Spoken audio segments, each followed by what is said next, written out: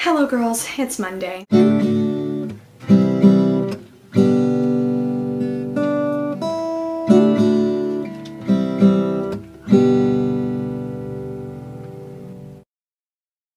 the first thing that I want to talk about today in my, yet again, hodgepodge unthought about video is that this is the last week of All Made of Awesome videos in the year 2011.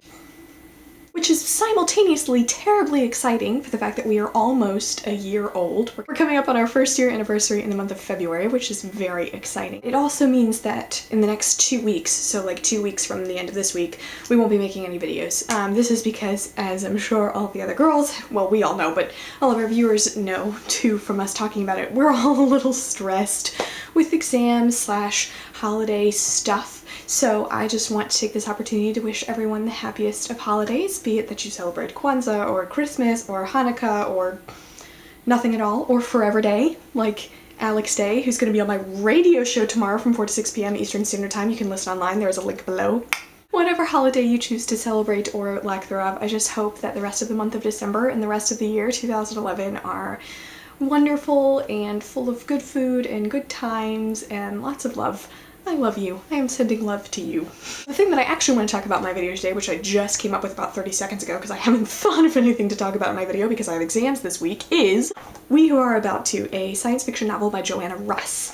I had never read this novel before. I had to read it for my religion science fiction class, which I talked about in this video, link here, at the beginning of the semester, and it was the last thing that we read, and I loved it. It is not what I would call typical science fiction. The only thing that's science fiction-y about it is that it takes place on this like completely isolated planet in the future, but like there are no aliens. It's kind of like Lord of the Flies, except more dark with grown-ups and a bunch of strangers on a planet, not an island. Seriously, one of the most grim and depressing things that I've ever read, and I loved it, which is weird, I guess, in some ways. I like a lot of depressing things, but like very few other people in my class liked it, as we were talking about it today, because it's about this woman who is essentially, like, the tagline is, "One woman's quest to die with dignity may doom them all."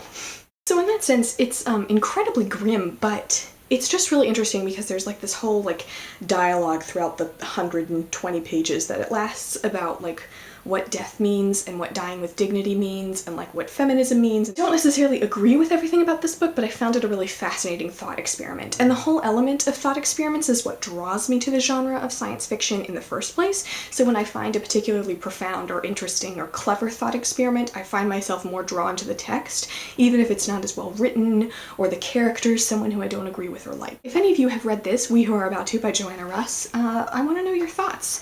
I know it's a complicated book, so your thoughts are probably complicated. I've only said like the surface level of what I'm thinking about because I'm writing my final paper on this book. I'm talking about feminism and fatalism, and yeah, it's great. I love my life. I actually do. I'm just really stressed. I recommend this. It's not a pleasurable read, and it's not an easy read, but it's a fascinating book to have read, and I'm really glad I read it. But yeah, that being said, ladies, I hope that you're having a wonderful week. We can get through this. We really, really can. I believe in us. So Jen, I will see you tomorrow, and Sarah Michelle, I will see you on Saturday at the Yule Ball.